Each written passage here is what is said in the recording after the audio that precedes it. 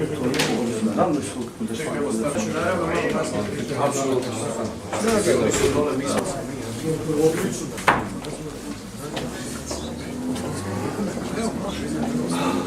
evo ga još jednom svečano pozdravljam, srdačno vas pozdravljam na otvorenju svečanog Ureda Hrvatske gospodarske komore. Suradnja u gospodarstva nužna na ovim prostorima. Zemalja i za decu, a to je na koji način možemo više da zapošljavamo. I zajednički i srećno otvorite. Imam još pitanja. Hvala vam lijepa na dolasku i na strpljenju. Izvinite još jednom što ste čekali, molim vas, jednostavno nije bilo šanse da se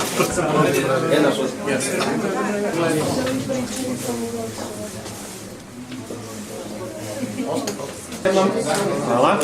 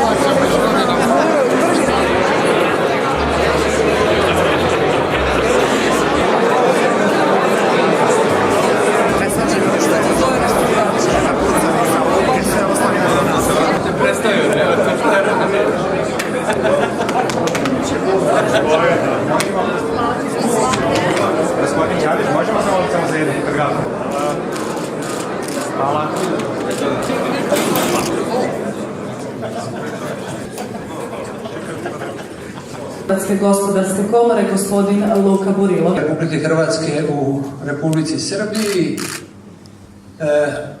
Uvaženi gospodarstvenici, dragi prijatelji, privrednici, drago mi je još jednom da ste svi skupa ovdje večeras s nama.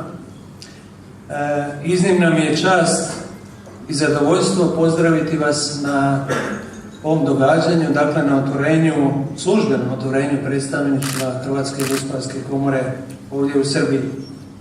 Ipak, današnji dan je malo žalosti me, dakle, današnji incident koji se dogodio. To je politički izolirani faktor prošlosti, kao što sam rekao i za medije, a gospodarstvo gleda i gledat će u budućnost.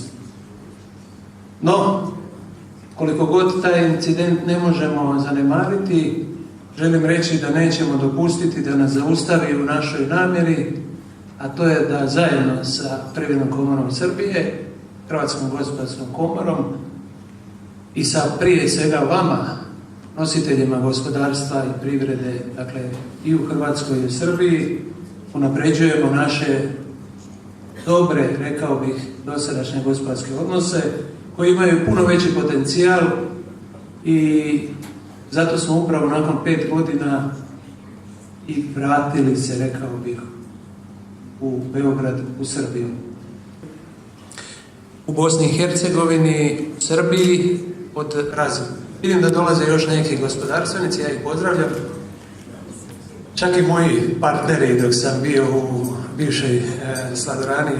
uvijek sam razmišljanja gdje smo, s kim smo dobri, jaki, dakle put, ali opet ću reći ono što sam rekao i danas prilikom otvaranja znanskim odnosima.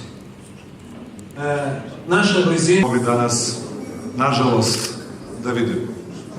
Budućnost umjesto prošlosti, posao, profit, investicije,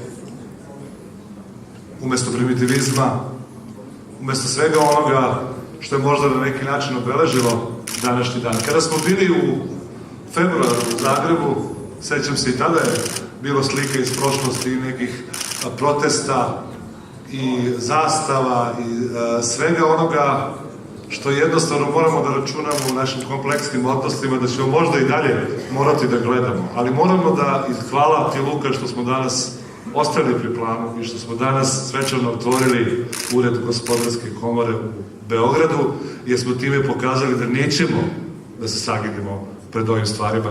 Dobrodošao nazad u Beograd.